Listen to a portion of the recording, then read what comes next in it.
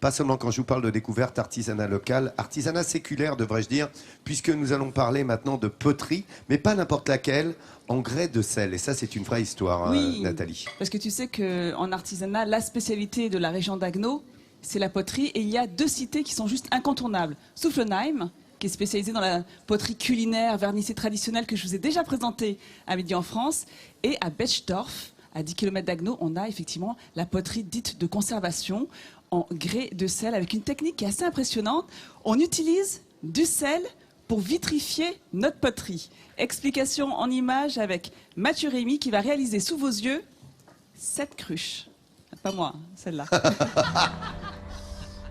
En lisière de la forêt d'Agno se trouve la jolie commune de Betschdorf. Dans ce village, au détour des rues et des ruelles, les belles maisons à colombages font vivre une tradition alsacienne multiséculaire, celle des poteries en grès de sel. Depuis 13 générations, dans la famille Rémy, on est potier de père en fils. Installé au cœur du village, Mathieu continue chaque jour de faire vivre ce métier ancestral du travail de l'argile.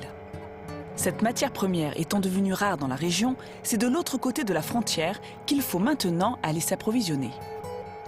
L'argile provient en ce moment du Westerwald, donc c'est une région au nord de Koblenz, en Allemagne. Cette argile est exactement la même qu'utilisaient les potiers de Betschdorf.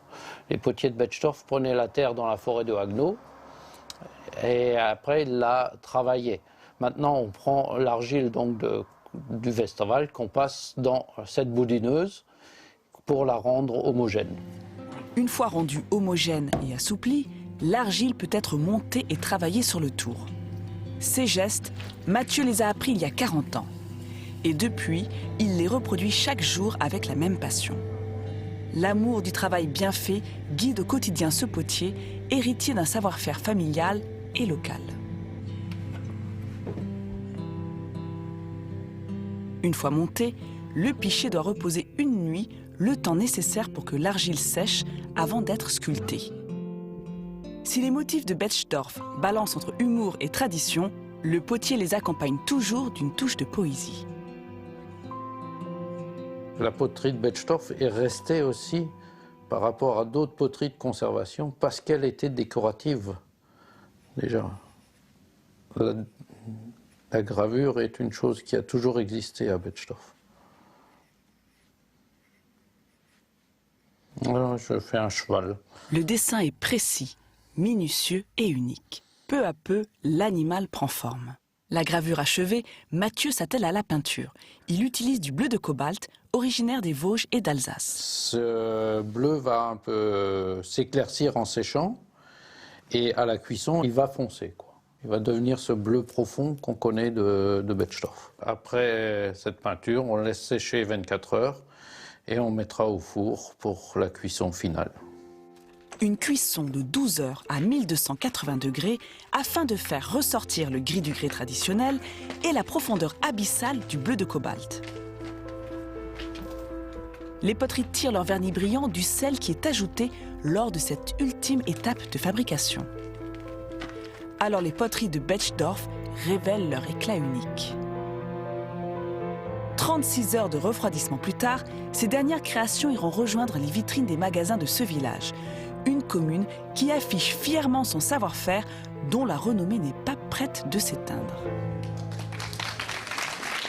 Et le résultat, le voici, je vous l'ai montré tout à l'heure. Alors l'avantage de cette poterie dite de conservation, si vous avez notamment des pots d'apothicaire, c'est qu'elle est étanche grâce à ce vernis alimentaire, obtenu avec du sel, donc pas de plomb, inattaquable aux acides, donc on peut conserver des aliments avec du sel, de l'alcool ou du vinaigre, aucun souci. Et en plus d'avoir donc...